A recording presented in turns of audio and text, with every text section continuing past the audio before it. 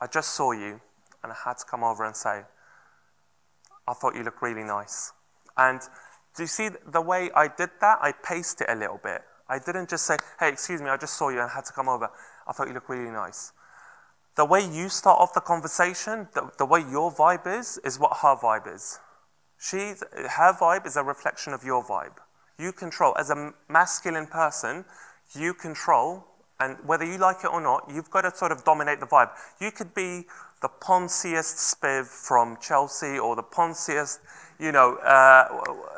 Herbert or anything like that. But you can be as feminine as you like. But your vibe will dominate her vibe, whether you like it or not. So you've got to be really mindful of the fact that you don't want to come across too smooth. Because if you do, it's a little bit like, okay, right, salesman-y, like, it's just weird. This should be a special moment. And, as I said, it should be, like, paced very well. Like, I'm a bit flustered, but, like, that kind of vibe. I don't know what I'm doing, but I just saw you, and it's almost like I've acted on my intentions so much that I've got no idea that I've just fucking ended up here, and I wouldn't say that, but that's the vibe, right? Okay? There's got to be a bit of vulnerability to it. If there's just too much like of you trying to, and it's not even like being dominant, like that whole idea is like, oh, you've got to go and tell the man. That's just like weak, you know? You've got to be balanced and you've got to have a bit of vulnerability about you. Otherwise it's just not nice, you know? So you've said that, and I'll just be like, hey, I just saw you, and I love your style. It's very sort of Melbourne. Thank you. Yeah. How come, like, you're so well turned out? Like, do you work in fashion? You must do. Yeah, I do, actually. Oh, he's just showing off now, isn't he? He's a student, I think, or something. All right, thank you for that. Cheers.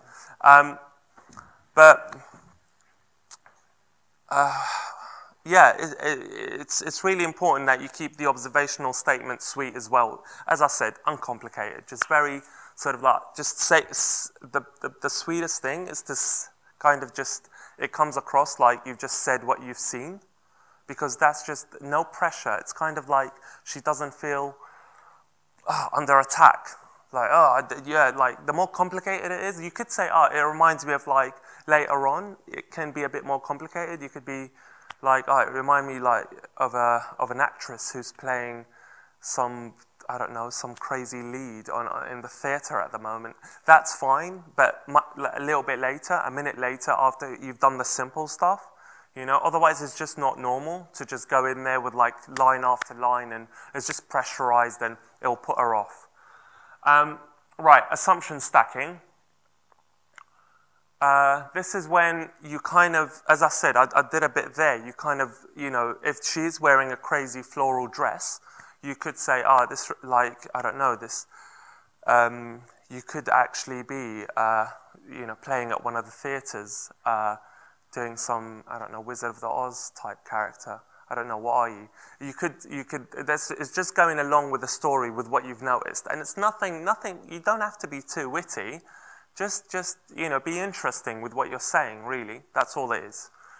Now, right, we can do this.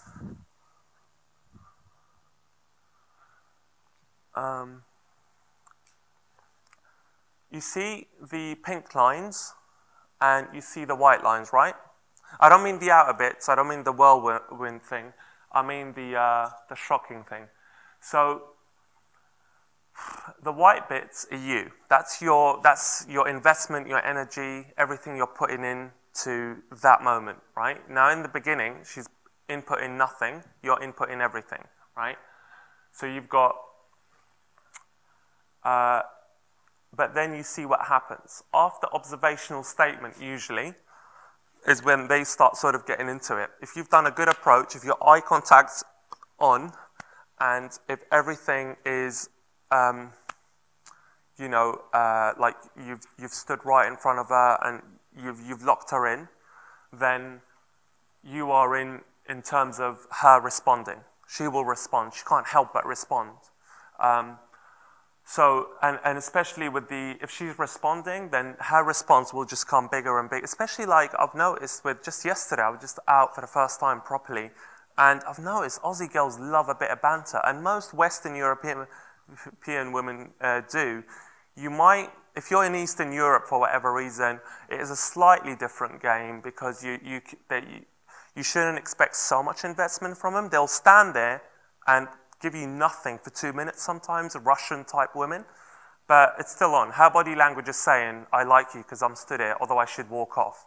I'd much rather a Russian girl who's not giving me anything back, but standing there, her body language is telling me she likes me, which is a much more powerful indicator than anything else, than an Aussie girl who's just like, or an English girl who's giving me lots of blah, blah, blah. And I know, you know, you haven't been doing this for so long, you kind of know that the patterns that go into a good approach and not a good approach. But she's just chatty and she's just chatting away, and I'm just thinking, right, this isn't going anywhere, you know? So it depends on what part of the world you're in sometimes, but yeah, usually it's a great indicator of how things should be going, right? So you've got assumption stacking, and then she responds to that, to that thing I was telling. Oh no, actually, yeah. Usually, as I said, with Western European women, they love a bit of banter. You know, they've got like women's rights and stuff, so they've got to speak up, and so they'll get involved. They'll get involved with the whole idea of, you know, yeah, I am actually like I'm thinking I should be like open up my own production. What's my character? They'll come back with like responses and stuff, especially Aussie women I've known. Am I right, or is that just me? They love a bit of banter, right? So it's great for that. So you've got assumption stories, then you can both get into that. This doesn't have to be in order. None of this is in order. You could pick one or two even, just use those two. But the most important thing is, if we go back, this is the most important thing in Daygame, which guys miss out on, is the attraction bit. If you're not doing the attraction bit, forget everything else. Like, you can have the nicest conversation, and I've had the nicest conversation with girls for like 10, 20 minutes. I've gone straight to report, authentic communication. I should do that. And it's not going anywhere. I know it's not going anywhere because there's no spark. You know, we're just having a chat. It's like going up to an old person at the bus stop and just striking up a bit of a chit chat. You know, it's that kind of vibe. It's not a sexy one. You've got to remember, before this happens, before this becomes relevant here, authentic communication, and before that becomes beautiful and attractive, you must do attraction. You must do a few of these, for her to then, for this to be juicy as well, right? So a few of these has to be done. So always have a self-amusement about you. Always like enjoy yourself, and that comes from warming up. If you've warmed up properly, then you would have this vibe about you anyway. You'd be a little bit more free with how you're acting, and she can feel you're having fun anyway. She doesn't need to be with you for it to be fun, and that is the best vibe ever. You can't get a better vibe than that. Bit of knowledge is if she said, I met a girl yesterday who said, oh, I love Tokyo. I've been to Tokyo. She'd done a bit of modeling in Tokyo or something, and I've been to Tokyo. That's the time to reveal that you've been to Tokyo. And I wouldn't say, oh, me too. I wouldn't say it like that. I'd be like, oh, you know, when I was in Tokyo, what I noticed. And she's like, what the fuck? This guy's gone to Tokyo? Not many blokes have just gone to Tokyo. It's an interesting side of you, so why not reveal it? So yeah, you get the gist of that? Just putting in knowledge in the right way, not in the wrong way. Not like, oh yeah, let me tell you another thing. I know. So for example, if she's looking for a job, oh yeah, you're new to Melbourne. I'll tell you what, I'll get you a job. I've got all the inside knowledge. Don't worry about it. That's the worst thing you could ever do, right? That's just like, you know, I'm a pussy and I'll just get a leash and put me on it.